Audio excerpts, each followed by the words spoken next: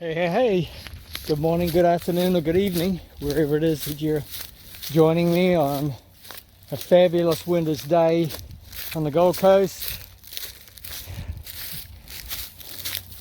And today I'm going to share some thoughts on a topic that has been raised with me a number of times, like probably the most, more than any other subject topic or theme or point of concern, and that's about our individuality.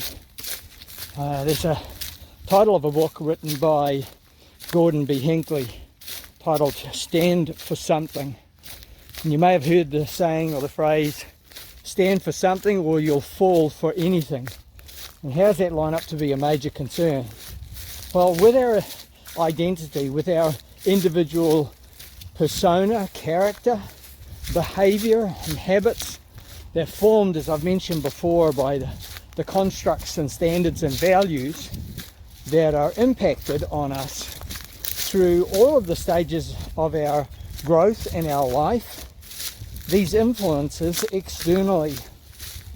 And listening to a podcast recently by a primatologist, Isabel Benke, on this aspect of socio-ecology, where society and individual characters in a community are influenced by the ecological or behavioural challenges, inputs by the society as a whole, and its ecology or its position in change and how it shapes itself is made from and extremely influenced by the group and community as a whole.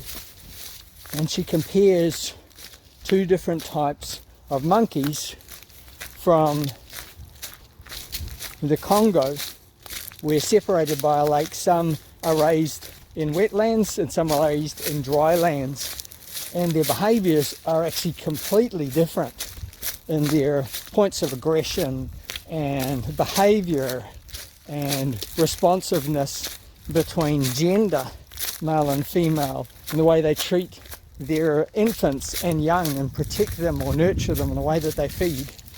So as an individual, you're a result of the constructs and standards and values that you define as being important to yourself, or you're a result of all of the impacting influences around you, the people that surround you, the people that influence you.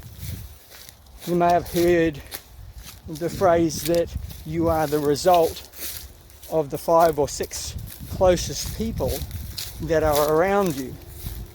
And those that are successful and aspiring and striving seek to surround themselves with people that are like-minded, have similar goals and intentions. They don't necessarily have to be travelling the same path, but they're wanting to support you in the path that you're travelling on. The thing is, for them to be able to support you, you need to have defined the outcome or the destination that you want to arrive at. What are you doing this for? What's your why, as Simon Sinek would start off saying? What's your why? What's your purpose? What are you trying to do? What are you trying to achieve? How are you trying to make that impact? Who are the people that you're surrounding yourself with to move you forward to that?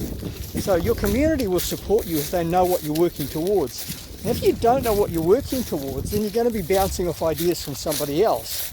And I've referred to this often. You're either the driver of the bus with the community moving you forward, or you're a passenger on somebody else's bus. So, back to the theme. Stand for something. What is your something? What is the purpose that you do things in your life? Why is it you get up at X time in the morning or not get up at X time in the morning? What intentions do you have for that day that are moving you forward to the point of impact or the point of destination for that day on the path towards the outcome that you're looking to achieve? On this topic of paths and outcomes, we're just out in the bush walking. This is the Fun to Move crew for the day. out doing a bit of a hike, downhill, uphill, with our snake guard dog Bear. So, what is our something? What are we standing for today? So today, our something was to tackle a trail climb that Sandy hadn't addressed for a while. She used to be able to run up this, and she's allowed other people to influence her life and her behaviors, and kind of lost sight of the things that were important to her. So coming back to this point where she used to be will help her to get back in touch with what she was working towards at that time. And this is a reset. It doesn't mean that you have to go all the way back to your infanthood, but if you're struggling with finding where you are going or what you're trying to achieve, take yourself back to a point in time. And you can do this visually in your mind, finding some quiet space, applying a little bit of meditative process to allow your mind to go back and find the last point in your timeline that you can recall you felt that you had a purpose you were working towards. And immerse yourself in that point totally. I mean completely. Smell what was around you. See the people who were with or that you were thinking about. What's the weather like? What are you touching? Where are you sitting? How did you get there? Immerse yourself totally in that point, and your mind will bring you back to the purpose that you had for being there. Then take that point of intention and say, now that I'm here, what is the next thing that I'm going to be working on? So you'll start on a new path. Give yourself a new purpose. Don't be afraid to identify something that has value to you more than it has to your community.